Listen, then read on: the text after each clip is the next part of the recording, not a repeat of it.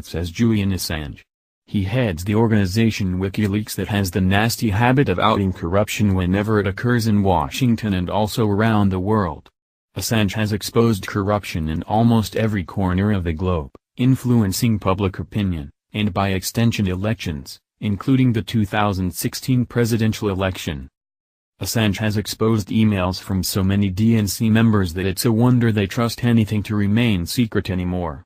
One of the emails that he uncovered even exposed the Democrats that were trying to take him out.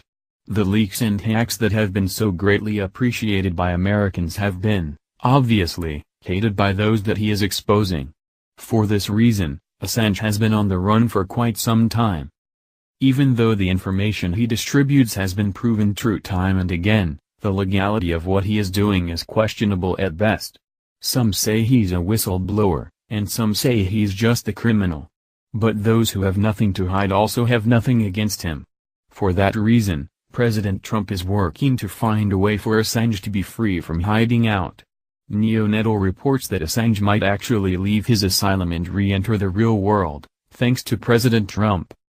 In the last few days, the wheels have been set in motion for WikiLeaks founder Julian Assange to finally be free from his asylum at the Ecuadorian embassy in London without facing arrest.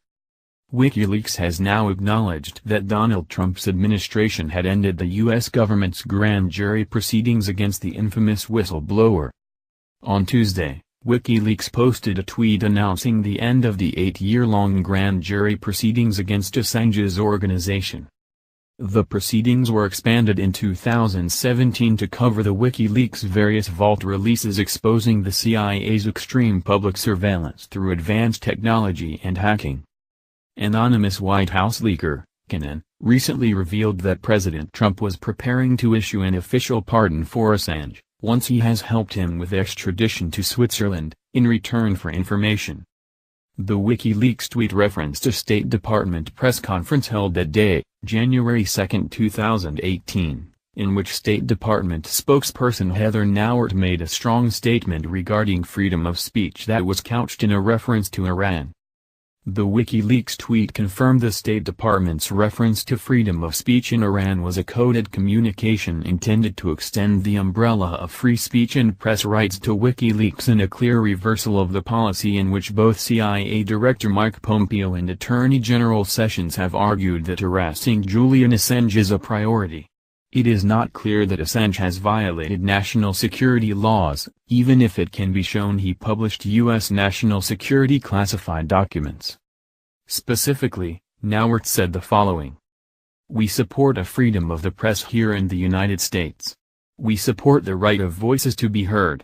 And when a nation clamps down on social media or websites or Google or news sites, we ask the question, what are you afraid of?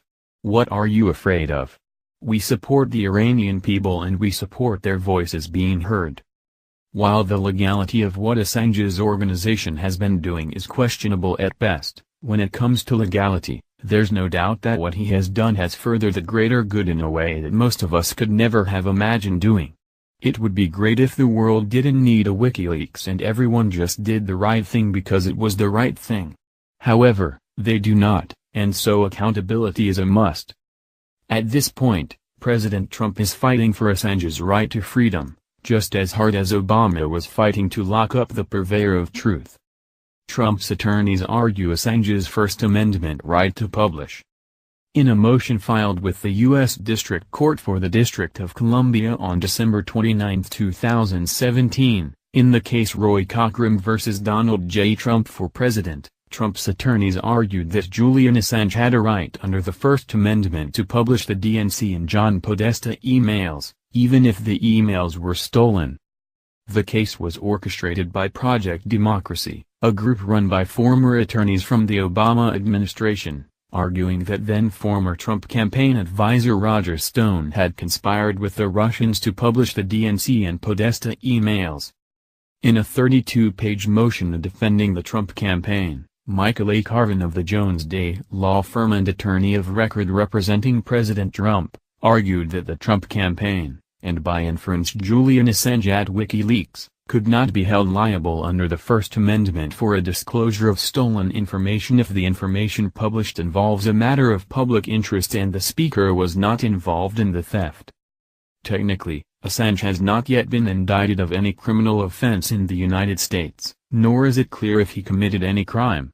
Under the Supreme Court decisions New York Times v. Sullivan, 376 U.S. 254, 1964, and in the Pentagon Papers case, New York Times v. U.S. 403 U.S. 713, 1971, a journalist is allowed to accept and publish classified documents provided by other sources. It's time that the United States government encourage accountability instead of trying to shut it up. This is the type of environment that the Trump administration is attempting to foster, and the same one that the Obama administration tried to choke out at any cost.